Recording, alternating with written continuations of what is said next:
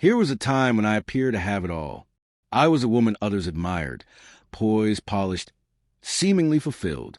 I lived in a beautiful home, married to a well-respected man. To the outside world, my life looked perfect. But behind the polished exterior, I was slowly fading. My name is Sophia. I've been married to Martin for more than 20 years. He's a professor, now 63, brilliant, adored by his students, always intellectually engaged. But emotionally, he had long since checked out. Physically, he was distant, almost mechanical. For years, I convinced myself that this was just what love matured into. That silence was its own kind of intimacy. But over time, the silence stopped feeling safe. It became suffocating. His touch, once filled with affection and promise, had become absent or robotic at best. If it happened at all, my body lay next to his, untouched, like some forgotten novel tucked between the dusty volumes in his overflowing bookcase. I tried, honestly I did. New lingerie, subtle hints, direct talks. I opened the door, hoping he'd walk through, but there was always a paper to grade, a book he couldn't put down, a theory he had to explore. I began to retreat, piece by piece, until I was barely present in my own life, barely speaking, barely feeling, just existing. And then came Russell. He moved in next door with his aunt.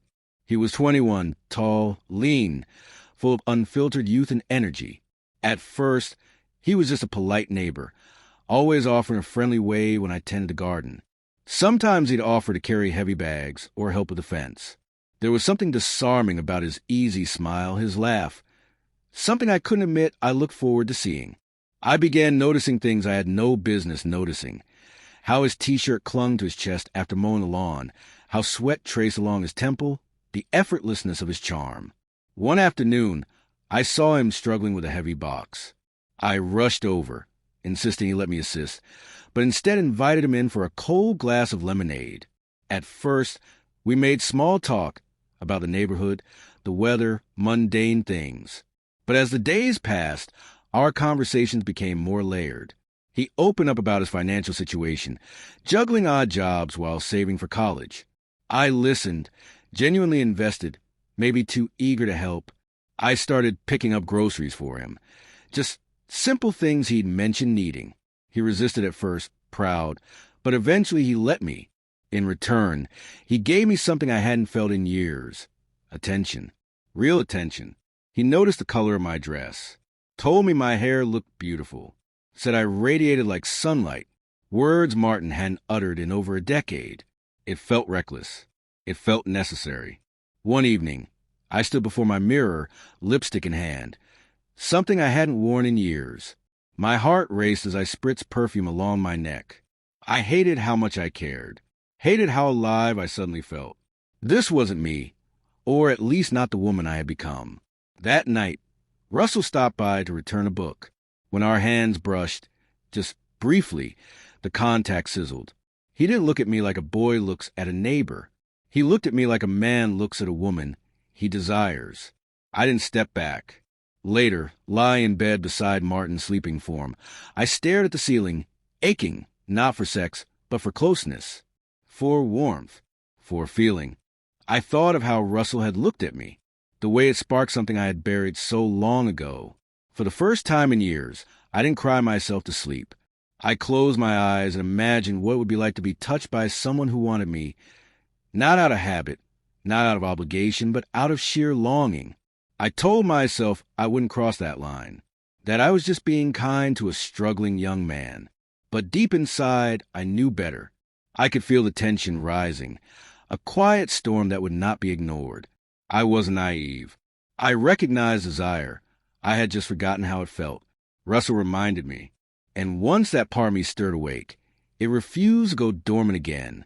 The first time it happened, it wasn't planned. He had come over to help fix a leak under the kitchen sink. Martin was at the university, as always, buried in thoughts and theories that felt more real to him than I did.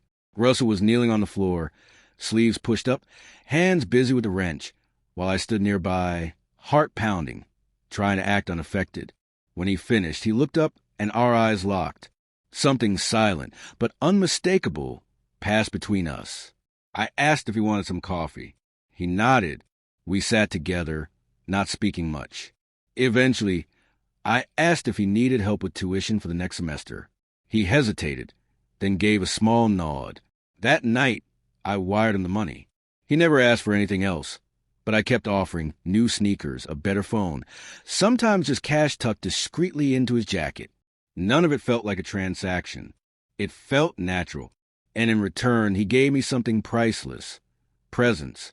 He looked at me like I existed, like I mattered, and then one evening, I kissed him. He didn't pull away.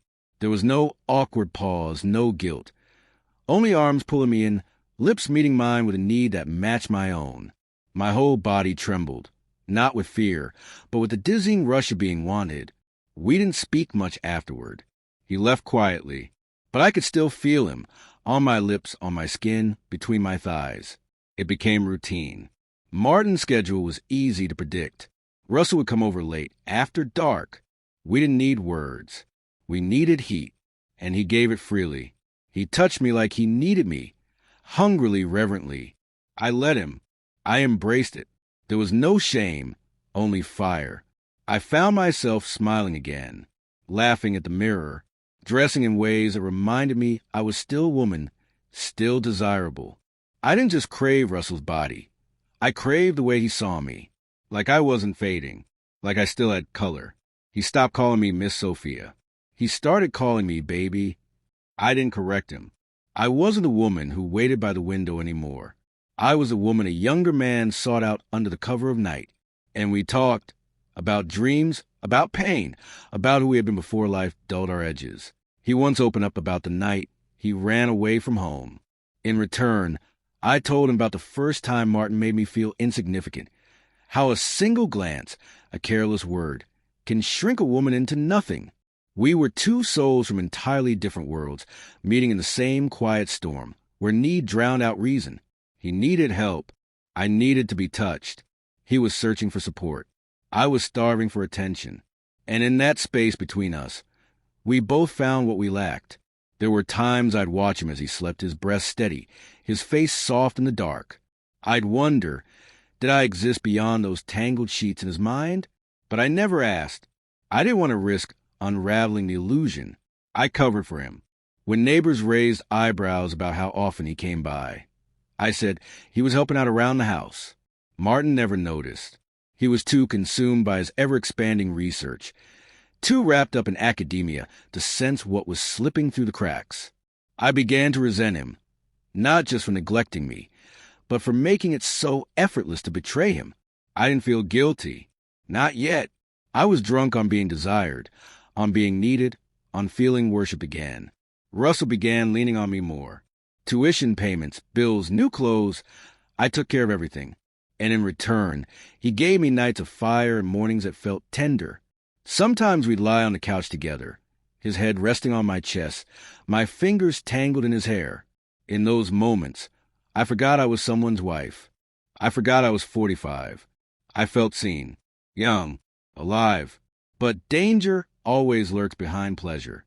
One evening, Martin came home early, unexpected, unannounced. Russell was still upstairs, barely dressed. My heart nearly stopped. I rushed him into the closet, smoothed my dress, and greeted Martin with a shaky smile. I served dinner with trembling hands, every second ticking like a bomb.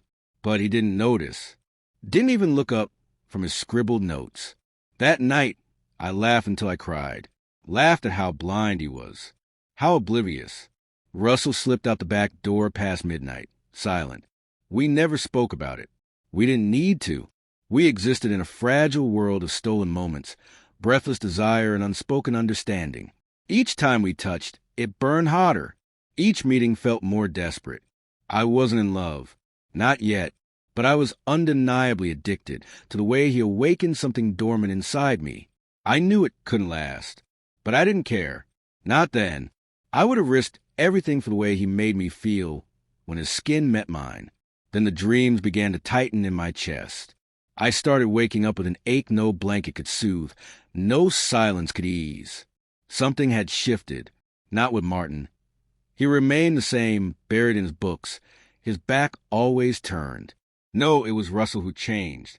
He started to pull away, little by little. The text slowed. The visits shortened. He began dressing differently, more stylish, wearing cologne I hadn't given him. And then I saw her, a girl, young, beautiful, laughing with him at his front gate. He didn't introduce us, just cast a guilty glance my way and muttered, "She's just a friend." I nodded, pretending I believed him, but the pain spread through my chest like slow poison. That night, he came over as usual. I didn't ask questions. I let him take me, let his hands roll my skin like before, but something felt off. His warmth was colder.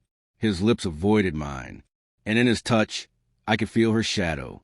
I knew then I wasn't the only one. Maybe he loved her. Maybe she made sense. She was closer to his age. She had time. I had memories and fading skin. No amount of affection could erase that truth. Still, I held him like I never want to let go, terrified that it might be the last time. The next morning, I asked him, "Is she your girlfriend?" He paused, looked down, then said, "I didn't think you'd care. You knew what this was." That sentence hit harder than I expected. I had told myself the same thing so many times. This wasn't about love. It was about comfort, survival, heat. But hearing it from him made it concrete. I wasn't special. I was available. And maybe I had confused attention for something deeper. Martin started noticing the shifts. The way I avoided his eyes at dinner. The long showers. The restless nights. He asked me if I was okay. I lied and said yes. He didn't press. Maybe he didn't want to know. Or maybe he already did. There's a kind of silence that grows in old marriages. A quiet pact. Not confront, not to shatter the fragile balance. To look the other way, because it's easier than truth. I didn't cut things off with Russell right away. But eventually, I stopped texting first. Stopped offering money. And he didn't chase me. He drifted toward her. I saw them once in the grocery store. They were laughing. He looked happy. He saw me too. Gave a small nod, a half smile, and walked past like I was no one. That night, the house felt heavier. The bed colder. I stopped wearing makeup. Packed away the dresses I bought during those months. Tucked them deep in the closet, like a secret I no longer had the strength to remember. I cried once. Just once. And never again. I didn't regret what happened.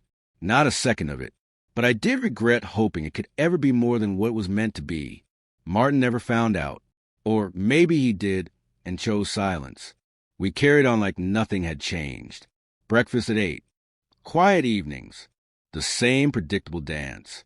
But I wasn't the same woman anymore. Something inside me had shifted, cracked open, then rebuilt. I no longer begged to be noticed. I no longer waited to be loved. I had tasted something wild, something real. It didn't last, but it woke me up. Sometimes, late at night, I sit by the window with a warm cup of tea and look at the house next door. Russell's long gone. New tenants live there now, strangers. But I remember his laugh, the way he looked at me like I was still someone. I remember everything. And while I don't miss him anymore, I miss the version of myself that lived during those moments. The woman who smiled without needing a reason. The woman who dared to feel again. People would judge me if they knew. Maybe they should. But they weren't there.